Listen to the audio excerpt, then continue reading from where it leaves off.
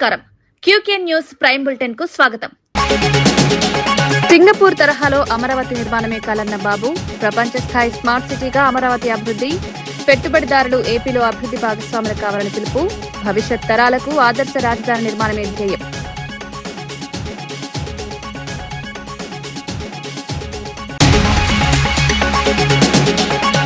SIR ప్రక్రియపై అప్రమత్తంగా ఉండాలన్న మహేష్ గౌడ్, ఓటర్ల తొలగింపుపై అనుమానాలు, ప్రతి అర్హ ఓటర్కి హక్కు, ప్రజాస్వామ్య పరిరక్షణకు పోరాటం కొనసాగుతుందన్న గౌడ్.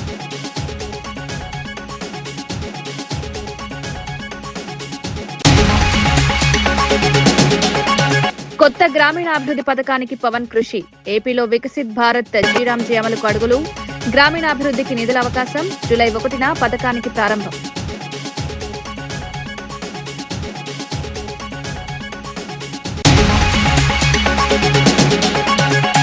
తెలంగాణకు 3 బుల్లెట్ ట్రైన్లు మంజూరయ్యన్న రాకేష్, 7 ప్రాజెక్టుల్లో 3 తెలంగాణకే, రాష్ట్ర అభివృద్ధికి కేంద్రం ప్రత్యేక ప్రాధాన్యం, రైల్వే మౌలిక వస్తువులకు భారీ నిధులు.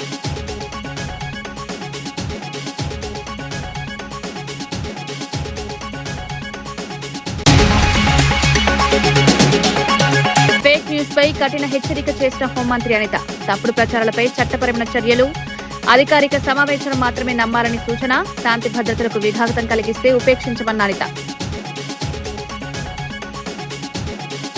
సింగపూర్ లో జరిగిన సిఐఐ పార్ట్నర్షిప్ సమ్మిట్ లో పాల్గొన్న ముఖ్యమంత్రి నారా చంద్రబాబు నాయుడు అమరావతి భవిష్యత్తుపై తన దూరదృష్టిని వివరించారు. ప్రపంచ స్థాయి మౌలిక సదుపాయాలతో కూడిన స్మార్ట్ సిటీగా అమరావతిని అభివృద్ధి చేయడమే తన లక్ష్యమని తెలిపారు. సింగపూర్ రూపొందించిన మాస్టర్ ప్లాన్ ఆధారంగా రాజధాని నిర్మాణం కొనసాగుతోందని వెల్లడించారు. అమరావతి కేవలం పరిపాలనా కేంద్రం మాత్రమే కాకుండా సుస్థిర అభివృద్ధి, ఆధునిక సాంకేతికత, పర్యావరణ పరిరక్షణకు ప్రత్యేకగా నిలవాలని ఆకాంక్షించారు. ప్రపంచ పెట్టుబడిదారులు, పారిశ్రామికవేత్తలు ఆంధ్రప్రదేశ్ అభివృద్ధిలో భాగస్వాములు కావాలని పిలుపునిచ్చారు. సింగపూర్ తరహాలో అభివృద్ధి చెందిన, ప్రపంచం గుర్తించే నగరంగా అమరావతిని తీర్చిదిద్దడమే తన కల అని చెప్పారు. ప్రజల జీవన ప్రమాణాలు మెరుగుపడేలా, భవిష్యత్ తరాలకు ఆదర్శంగా నిలిచే రాజధానిని నిర్మించేందుకు ప్రభుత్వం కట్టుబడి ఉందని చంద్రబాబు స్పష్టం చేశారు. Under permissions, everything real time we can provide for you. These were some dedicated parts were created so that you will not have any problem. If you see all these things, all latest technologies in the space, drone, electronics, aerospace. Recently, Government of India has started 5th generation fighter jet manufacturing in Kotapatti near Bangalore. That is another project. Now I wanted to use that aerospace hub tomorrow, flights manufacturing, and also already so many assembling units have come. So we are moving in the direction that is our strength. If you see green hydrogen, we are very strong. 500 gigawatts India can contribute, further 160 gigawatts by 2930. And also green hydrogen we are moving forward. 5 MMTPA, India we are making 1.5 MMTPA we are going to contribute. This way, charging station, conversion electrical vehicles, controlling pollution, everything we are going in very speedy way. We are going to build it. That is where it is possible. Beautiful river, Krishna river. There are beautiful hills. Land is very excellent land. Now I want to make this place world-class education hub and knowledge economy. And also infrastructure. It is going to connect all cities. Hyderabad, Bangalore, Chennai, Kolkata, Nagpur, everywhere it is going to connect. And also 3 high-speed trains are connecting this city. Hyderabad here, Bangalore here, and Chennai. Any city you want to go, it is only 1 hour 30 minutes or 1 hour 50 minutes. Either fly or by road, it will take some time, or high-speed train. And also next generation, another hub, green, blue city, 100% I'm going to use it only green energy. That is our nation. We are moving in the direction of those vehicles, electrical vehicles. This is where quantum value we are starting. Quantum computer is coming. Quantum applications we are working here. And also our people are very intelligent and innovative. We are starting quantum computer by December. And at the same time, I asked them to create quantum computers manufacturing. Now they are ready. Now 1 day we have prepared 5 qubits. Now it's getting very easy. Within 2 years' time, we are going to produce quantum computers from Ahmedabad. That is what we are making now. So another thing, one family, one entrepreneur, I told you, urban sport model, Ratan Tata Innovation Hub, Amaravati main hub, 5 zones, 5 spoke model we are creating. Here we are bringing corporate partners, knowledge partners, education institution, corporate to lead this experiment, and also financial institutions, venture capital, and also mentoring, everything we are bringing. Ultimately, practical solutions. Somebody will come with an idea. We want to take to the logical conclusion. Even today, I discussed a semiconductor. Our friend is here. I asked him to come within 1 month time. Now, all ecosystem players will come. We are prepared to accommodate them. India is a big market. One packing unit and semiconductor is coming to Visakhapatnam. Andhra Pradesh హోంమంత్రి Vangalapudi Anitha YCP నేతలు చేసిన వివాదాస్పద వ్యాఖ్యలను కూవూరు TDP MLA Vemireddy Prashanti Reddy తీవ్రంగా ఖండించారు. ఒక మహిళా హోంమంత్రిని నోటికొచ్చినట్లు మాట్లాడడం అత్యంత అవమానకరమని ఆమె ఆగ్రహం వ్యక్తం చేశారు. మహిళలను గౌరవించడం ప్రతి రాజకీయ నాయకుడి బాధ్యత అని గుర్తు చేశారు. మహిళలపై వ్యక్తిగత విమర్శలు చేయడం, అవమానించడం వైసీపీ సంస్కృతిగా మారిపోయిందని విమర్శించారు. రాజకీయాల్లో విధానాలపై విమర్శలు చేయవచ్చని, కానీ మహిళల గౌరవాన్ని దెబ్బతీసే వ్యాఖ్యలు అస్సలు ఆమోదయోగ్యం కాదన్నారు. హోంమంత్రి అనిత రాష్ట్రంలో శాంతి భద్రతల పరిరక్షణ కోసం కృషి చేస్తుంటే ఆమెపై వ్యక్తిగత దాడులు చేయడం బాధాకరమని పేర్కొన్నారు. ఆత్మవిశ్వాసంతో రాజకీయాల్లో పాల్గొనండి అని పిలుపునిస్తున్న ఈ వేళ ఒక రాష్ట్ర హోంమంత్రిగా, ఒక దళిత మహిళగా ఉన్నత చదువులు చదివి రాజకీయాల్లో ఎంతో పోరాడి ఈరోజు ఈ స్థాయికి చేరిన మన హోమ్ మినిస్టర్ వంగలపూడి అనిత గారి గురించి వైసీపీ నుండి ఒక మాజీ మంత్రి చేసిన వ్యాఖ్యలు నిజంగా దురదృష్టకరం. ఇది ఒక్క వంగలపూడి అనిత గారి గురించి మాత్రమే కాదు, ఆమెకి ఒక్కదానికే జరిగిన అవమానం కాదు, ఇది దేశంలో ఉన్న ప్రతి మహిళకు జరిగిన అవమానం. ఇలాగా ఎన్ని రోజులు, ఎన్నిసార్లు మీరు మహిళల్ని కించపరుస్తూ మాట్లాడుతున్నారో ఒక్కసారి వైసీపీ నాయకులు తెలుసుకోవాలని నేను కోరుకుంటున్నాను. ఎందుకంటే మీకు ఎప్పుడు అవతలి వ్యక్తుల్ని ఎదుర్కొనే శక్తి చచ్చిపోతుందో అప్పుడు వాళ్ళని ఎదుర్కోలేక వాళ్ళ వ్యక్తిగత విషయాల్లో, లేకపోతే వాళ్ళ మేకప్ల గురించి, చీరల గురించి, లేదు వ్యక్తిగత హననం గురించి ఇవన్నీ చేయాల్సిన అవసరం ఏ రాజకీయ నాయకుడికి ఉండకూడదు. ఎందుకంటే ప్రతి ఒక్క రాజకీయ నాయకుడు నువ్వు రాజకీయాల్లోకి వచ్చేటప్పుడు మొదట నీ తల్లికి కాళ్ళకి నమస్కారం చేసి బయటకు వస్తావు. ఒక పదవి నీకు వచ్చినప్పుడు అటువంటి తల్లిని నీ పక్కన పెట్టుకొని, అలాగే భార్యని పక్కన పెట్టుకొని, చెల్లిని పక్కన పెట్టుకొని, కూతుర్ని పక్కన పెట్టుకొని, ఎదుటి కుటుంబ స్త్రీల గురించి, మహిళల గురించి మీరు ఈ మాదిర విచ్చలవిడిగా కామెంట్ చేయడం అనేది నిజంగా అది హర్షణీయం కాదు. ప్రతిపాదించిన మొత్తం 7 బుల్లెట్ ట్రైన్ ప్రాజెక్టుల్లో 3 తెలంగాణకే కేటాయించబడ్డాయని బీజేపీ ఎమ్మెల్యే రాకేష్ రెడ్డి తెలిపారు. కేంద్ర ప్రభుత్వం తెలంగాణ అభివృద్ధికి ప్రత్యేక ప్రాధాన్యమిస్తోందని పేర్కొన్నారు. ఆర్ఆర్ఆర్ ప్రాజెక్టుతో పాటు పలు కీలక మౌలిక సదుపాయాల కోసం కేంద్రం భారీ నిధులు అందిస్తోందన్నారు. రాష్ట్రానికి వస్తున్న ఈ అభివృద్ది అవకాశాల వెనుక కేంద్ర మంత్రులు కిషన్ రెడ్డి, బండి సంజయ్ కృషి ఎంతో ఉందని కొనియాడారు. కేంద్రం తెలంగాణను అన్ని రంగాల్లో ముందుకు తీసుకువెళ్లేందుకు కట్టుబడి ఉందన్నారు. రవాణా, రైల్వే, జాతీయ రహదారులు, పారిశ్రామిక అభివృద్ది రంగాల్లో కేంద్రం తీసుకుంటున్న చర్యలు రాష్ట్ర భవిష్యత్తుకు దోహదపడతాయని వివరించారు. తెలంగాణ ప్రజలు కేంద్రం అందిస్తున్న సహకారాన్ని గుర్తించాలని, అభివృద్ది కార్యక్రమాల ఫలితాలు త్వరలో మరింత స్పష్టంగా కనిపిస్తాయని రాకేష్ రెడ్డి అభిప్రాయపడ్డారు.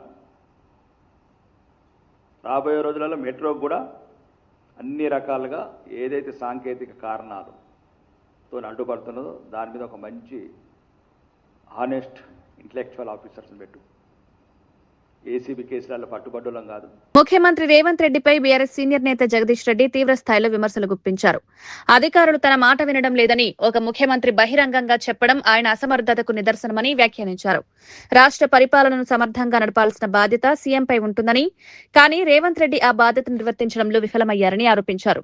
వ్యవస్థలను కమిషన్ల కోసం వాడుకుంటే అధికారులు ఎందుకు గౌరవిస్తారని ప్రశ్నించారు. ముఖ్యమంత్రి పదవికి ఉండాల్సిన గౌరవాన్ని స్వయంగా తగ్గించుకుని విమర్శించారు. రాష్ట్ర ప్రజలు ఆశించిన పాలన అందడం లేదని, ప్రభుత్వం అన్ని రంగాల్లో విఫలమైందని ఆరోపించారు. ప్రజా సమస్యల పరిష్కారంపై దృష్టి పెట్టకుండా రాజకీయ ఆరోపణలకే పరిమితమవుతోందని మండిపడ్డారు.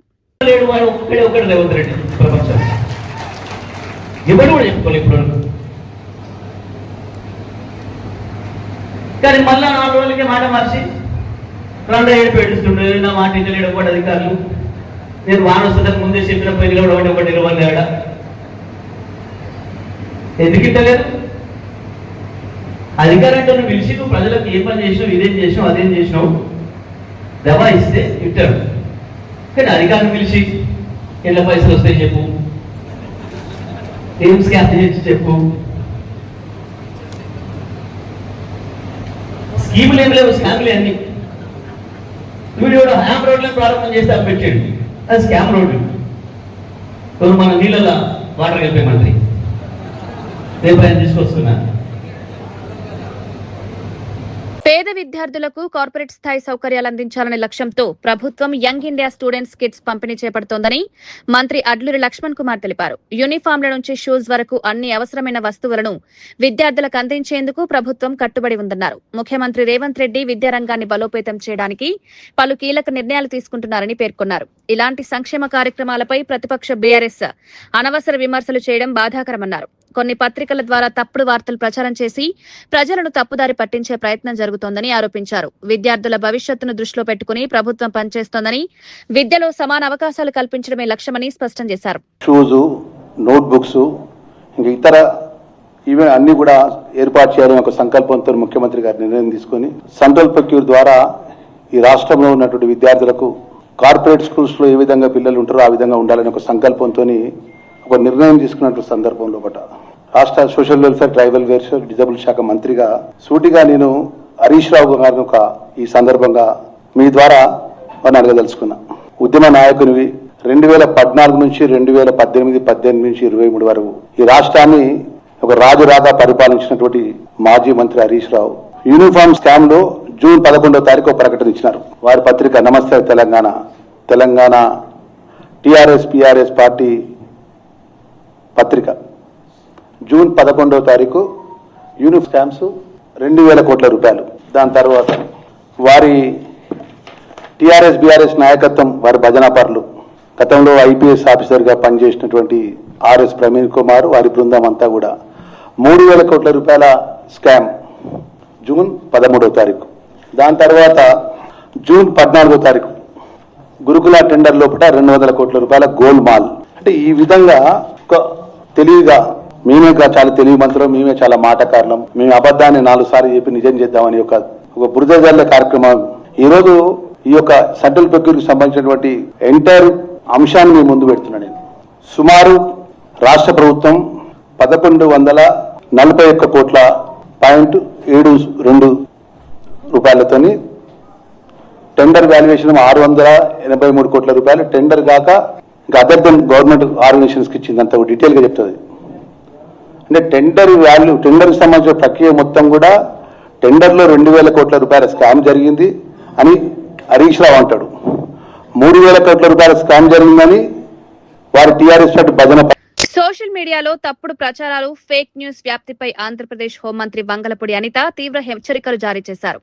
ప్రెస్ మీట్ లో మాట్లాడుతూ కొందరు కావాలనే అధికారిక ఖాతాల పేరుతో కూడా అసత్య సమాచారాన్ని ప్రచారం చేస్తున్నారని ఆవేదన వ్యక్తం చేశారు. తాము ఒక్క మాట తప్పుగా మాట్లాడినా ముఖ్యమంత్రి మందలిస్తారని, కానీ కొందరు ఉద్దేశపూర్వకంగా ఫేక్ న్యూస్ వ్యాప్తి చేస్తున్నారన్నారు. ఇలాంటి తప్పుడు ప్రచారాలు ప్రజల్లో గందరగోళం సృష్టించడమే కాకుండా శాంతి భద్రతలకు విఘాతం కలిగిస్తాయని హెచ్చరించారు. సోషల్ మీడియాను బాధ్యతాయుతంగా వినియోగించాలని ప్రజలకు సూచించారు. ధృవీకరించని వార్తలను నమ్మొద్దని, అధికారిక వనరుల ద్వారా మాత్రమే సమాచారం తీసుకోవాలని కోరారు. రాష్ట్రంలో శాంతి భద్రతలను కాపాడేందుకు ప్రభుత్వం కట్టుబడి ఉందని, ఫేక్ న్యూస్ వ్యాప్తి చేసే వారిపై చట్ట ప్రకారం కఠిన చర్యలు తీసుకుంటామని స్పష్టం చేశారు. మన బిడ్డలు ఎలాంటి పోస్టులు పెడుతున్నారు అవతల వాళ్ళ మీద, మన పిల్లలు ఏ లైన్లో ఉన్నారు అన్నది కూడా దయచేసి తల్లిదండ్రులు కూడా కొంచెం ఒక పెట్టి ఉండాలి. వయసుతో సంబంధం లేదు.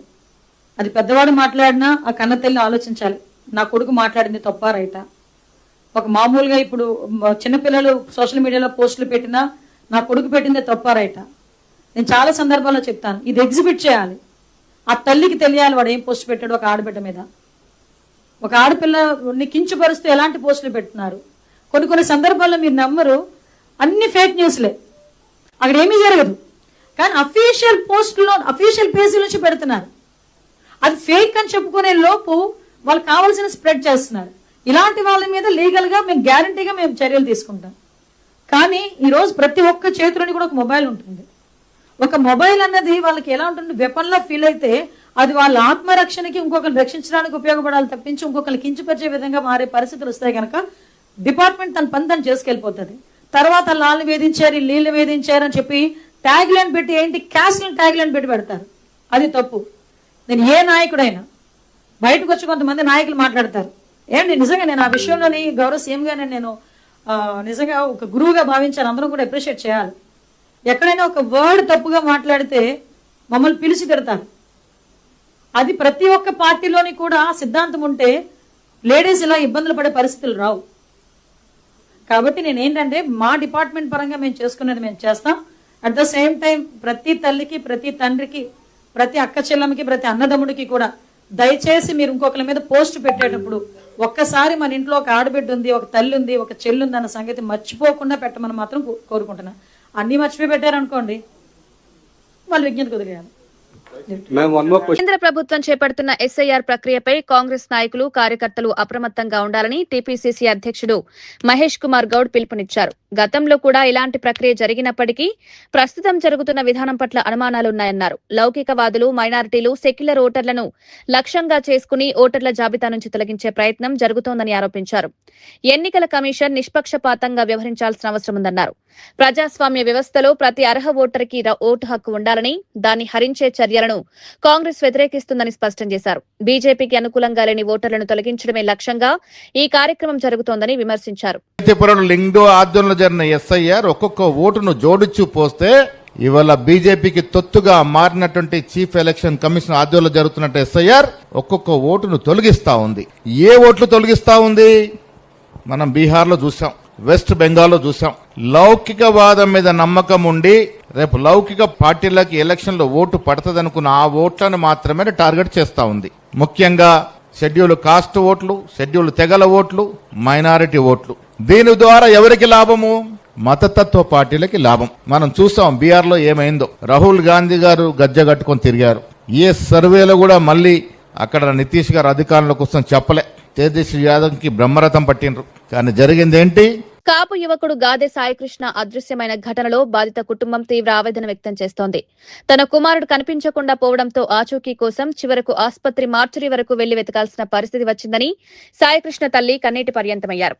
కృష్ణలంక సీఐ నాగరాజు తనతో అత్యంత అమానుషంగా ప్రవర్తించారని ఆమె సంచలన ఆరోపణలు చేశారు. నీ కొడుకు చనిపోయాడని చెప్పానుగా, ఇంకా ఎందుకు వస్తున్నావంటూ బెదిరించారని ఆవేదన వ్యక్తం చేశారు. ఒక్కసారి తన కుమారుడితో ఫోన్లో మాట్లాడించాలని కాళ్లు పట్టుకున్నా పోలీసులు పట్టించుకోలేదని విలపించారు. కుమారుడి క్షేమ సమాచారం కోసం తల్లిదండ్రులు పడుతున్న వేదన స్థానికంగా చర్చనీయాంశమైంది. ఈ ఘటనపై సమగ్ర విచారణ జరిపి నిజాలు వెలుగులోకి తీసుకురావాలని కుటుంబ సభ్యులు డిమాండ్ చేస్తున్నారు. అన్నాడు నన్ను, నాకు భయం వేసి ఏంటయ్యా అలా అంటున్నారు, అలా అనమాకండి, నాకు ఉన్నదాడు ఒక్కడేనయ్యా, ఎన్నో కష్టాలు పడి బతికించుకుంటున్నాను, అనమాకండి అయ్యా అన్న. వెళ్ళిపోను ముందు అన్నాడు. ఎందుకు ఆయన కోపం తెప్పించడం అని పక్కకు వచ్చి కూర్చున్నా. ఆ తర్వాత కాసేపటికి 1:30-2ంటికి వెళ్ళిపోమ్మా అన్నారు పక్కనోళ్ళు. ఇంటికి వచ్చేసా సార్. ఇంటికి వచ్చి నా ఫోను ఇంటికాడ నా చేతిలో ఫోన్ లాక్కున్నారు సార్. వీళ్ళు కానిస్టేబుల్స్ ఇద్దరు నా ఫోన్ లాక్కొని ఇక్కడికి వచ్చేసారు, స్టేషన్కి తీసుకొచ్చేసారు. నన్ను తీసుకొచ్చిన తర్వాత సార్ ఆంధ్రప్రదేశ్ గ్రామీణాభివృద్ధికి కొత్త దిశానిర్దేశం చేసే వికసిత్ భారత్ జీరామ్జీ పథకాన్ని రాష్ట్రంలో అమలు చేయడానికి డిప్యూటీ సీఎం పవన్ కళ్యాణ్ కీలక పాత్ర పోషిస్తున్నారు. ఢిల్లీ పర్యటనలో కేంద్ర గ్రామీణాభివృద్ధి శాఖ మంత్రి శివరాజ్ సింగ్ చౌహాన్ తో సమావేశమైన పవన్ కళ్యాణ్ ఈ పథకాన్ని ఆంధ్రప్రదేశ్ లో ప్రారంభించాలని కోరారు. ఉపాధి హామీ పథకానికి ఆధునిక రూపంగా భావిస్తున్న ఈ కార్యక్రమం గ్రామీణ మౌలిక వసతుల అభివృద్ధి, ఉపాధి కల్పన, ఆర్థిక పురోగతికి దోహదపడనుంది. అనంతపురం జిల్లాలో ఈ పథకాన్ని ప్రారంభించేందుకు కేంద్రం సానుకూలంగా స్పందించినట్లు సమాచారం. జూలై 1న కేంద్ర మంత్రి స్వయంగా రాష్ట్రానికి వచ్చి పథకాన్ని ప్రారంభించినట్లు తెలుస్తోంది. ఈ పథకం కింద ఆంధ్రప్రదేశ్ కు 7,707 కోట్ల రూపాయల నిధులు లభించనున్నాయి. గ్రామీణాభివృద్ధిలో దేశంలోని ఆదర్శ రాష్ట్రంగా ఏపీని నిలబెట్టే దిశగా ఈ పథకం కీలకంగా మారనుందని అధికారులు భావిస్తున్నారు. Agreed that he would be visiting Anantapuram on July 6th, 1st July, and I would like to convey my heartfelt thanks to Shivraj Singh Chauhan ji. And also I conveyed, I have given the information how we've been functioning in the last, when compared to the previous government and the NDA government. Of last 2 years in the previous government of 5 years, I gave him the basic details. In last 5, from 19 to 24, 42,500 crores were given for the previous government. As our NDA government came, in 2 years they have given us 16,700 crores. And with the 42,000 plus crores, they could lay one CC roads up to 884 kilometers. Whereas with the limited funds given in 16,700, we are able to lay 7,000 kilometers. When it comes to BT roads, YCP has done 239 kilometers in 5 years, but we have done 1,500 kilometers in 2 years. So cattle roads, there is 0 from their side, and we have done 15,000 units. And mini Gokulams, they have done only 564, as we have done 40,000 in 2 years. So horticulture, they have done only around 2.5 lakh acres in 5 years, whereas we have done 2 lakh acres, and every year we will be going 1 lakh ahead. So that would come up to close to 6 lakh. And these are the data given to conveyed to Honorable Minister Shivraj Singh Chauhan ji, and I conveyed my heartfelt thanks to him for supporting us and giving us around 7,000 plus crores, and we are the largest recipient in. Hyderabad Dilsukh Nagar చౌరస్తాలో నిరుద్యోగ యువత భారీ నిరసన చేపట్టింది. రాష్ట్రంలో ఖాళీగా ఉన్న 20,000 police శాఖ పోస్టులను వెంటనే భర్తీ చేయాలని డిమాండ్ చేస్తూ అభ్యర్థులు జేఏసీ నాయకులు రోడ్డుపై బైఠాయించారు. కేవలం 5,000 కానిస్టేబుల్ పోస్టుల భర్తీతో సరిపెట్టకుండా అన్ని ఖాళీలను భర్తీ చేయాలని ప్రభుత్వాన్ని కోరారు. డప్పులు మోగిస్తూ నిరసన తెలపడంతో ట్రాఫిక్ కు అంతరాయం ఏర్పడింది. ఆందోళనకారులను అడ్డుకునేందుకు పోలీసులు రంగంలోకి దిగగా ఉద్రిక్త పరిస్థితులు నెలకొన్నాయి. పలువురిపై లాఠీ చార్జ్ చేసి అదుపులోకి తీసుకున్న చైతన్యపురి, సరూర్ నగర్ పోలీస్ స్టేషన్లకు తరలించారు. తమ డిమాండ్లు నెరవేర్చకపోతే రాష్ట్ర వ్యాప్తంగా ఉద్యమాన్ని మరింత ఉధృతం చేస్తామని నిరుద్యోగులు హెచ్చరించారు.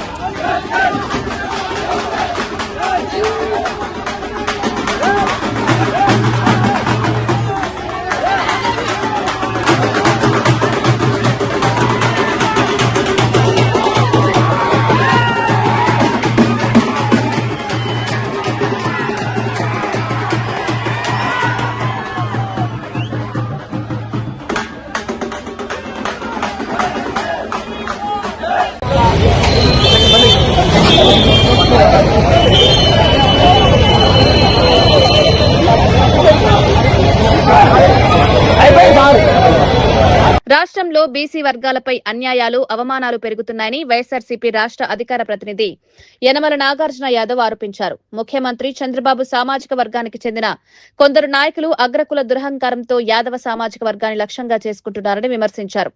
మహిళలు, కుటుంబ సభ్యులపై కూడా అవమానకర వ్యాఖ్యలు చేస్తూ బెదిరింపులకు పాల్పడుతున్నారన్నారు. రాష్ట్రంలో బీసీలకు భద్రత ఉందా లేదా అనే సందేహం కలుగుతోందని ఆవేదన వ్యక్తం చేశారు. తెలుగుదేశం పార్టీలో ఉన్న బీసీ మంత్రులు కూడా తమ వర్గాల సమస్యలపై స్పందించకుండా నాయకత్వాన్ని పొగడటంలోనే పరిమితమయ్యారని విమర్శించారు. సామాజిక న్యాయం కోసం పోరాటం కొనసాగిస్తామని, బీసీల హక్కులను కాపాడేందుకు వైఎస్ఆర్సీపీ కట్టుబడి ఉందని స్పష్టం చేశారు. ఉందా దుర్మార్గపూరితంగా ఒక దాడి గొర్రెల్ని మేపడానికి తీసుకువెళ్తే పొలంలో కొట్టారు. మనం చూస్తున్నటువంటి వీడియో. ఇది అయిపోయిన తర్వాత యాదవ కులాన్ని గొల్లనా కొడుకులారని తిడతారా? యాదవ కులంలో ఉన్నటువంటి మహిళల్ని నీచాతి నీచంగా మాట్లాడతారా?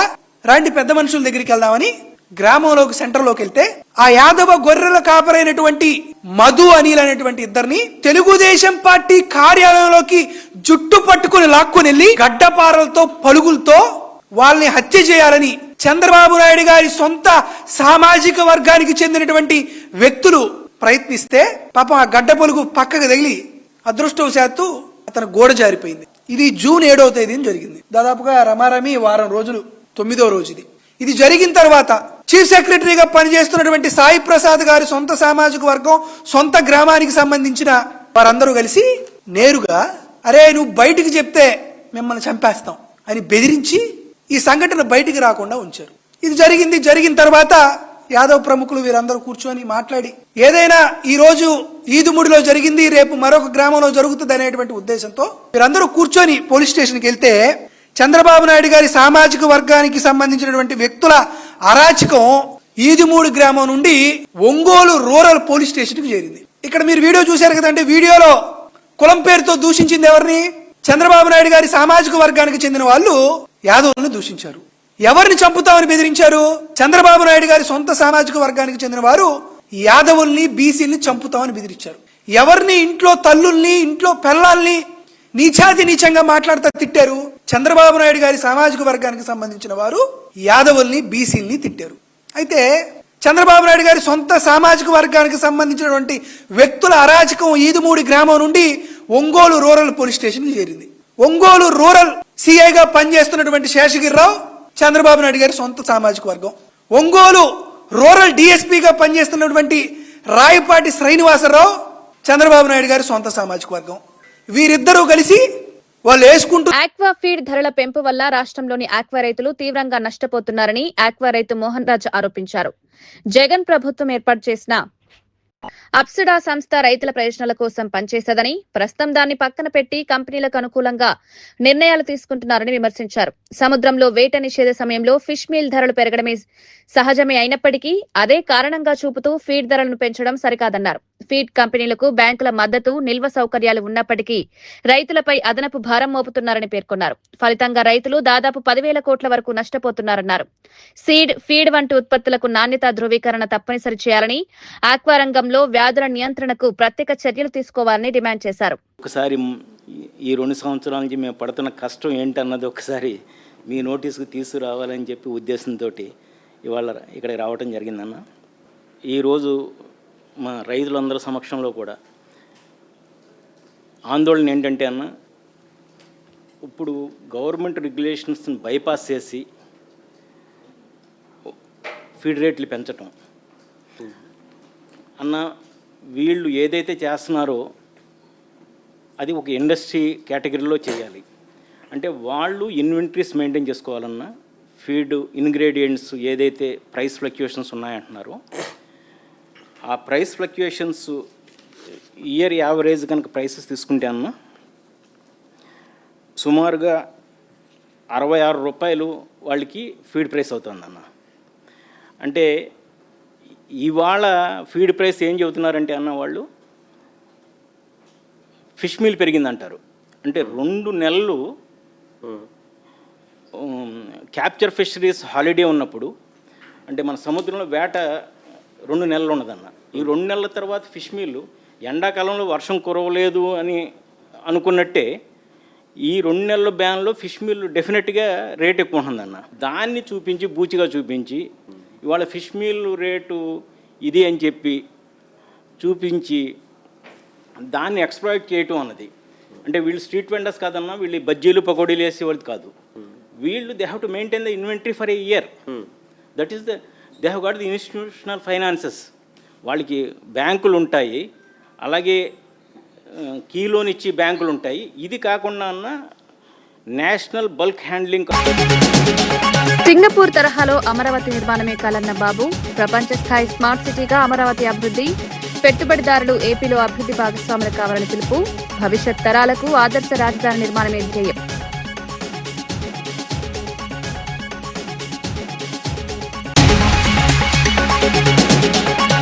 ఎస్ఐఆర్ ప్రక్రియపై అప్రమత్తంగా ఉండాలన్న మహేష్ గౌడ్, ఓటర్ల తొలగింపుపై అనుమానాలు, ప్రతి అర్హ ఓటర్కి హక్కు, ప్రజాస్వామ్య పరిరక్షణకు పోరాటం కొనసాగుతుందన్న గౌడ్.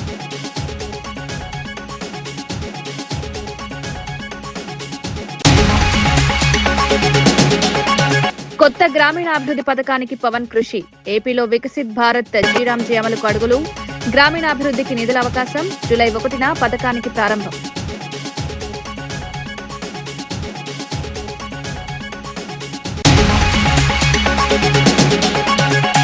తెలంగాణకు 3 బుల్లెట్ ట్రైన్లు మంజూరయ్యన్న రాకేష్, 7 ప్రాజెక్టుల్లో 3 తెలంగాణకే, రాష్ట్ర అభివృద్ధికి కేంద్రం ప్రత్యేక ప్రాధాన్యం, రైల్వే మౌలిక వస్తువులకు భారీ నిధులు.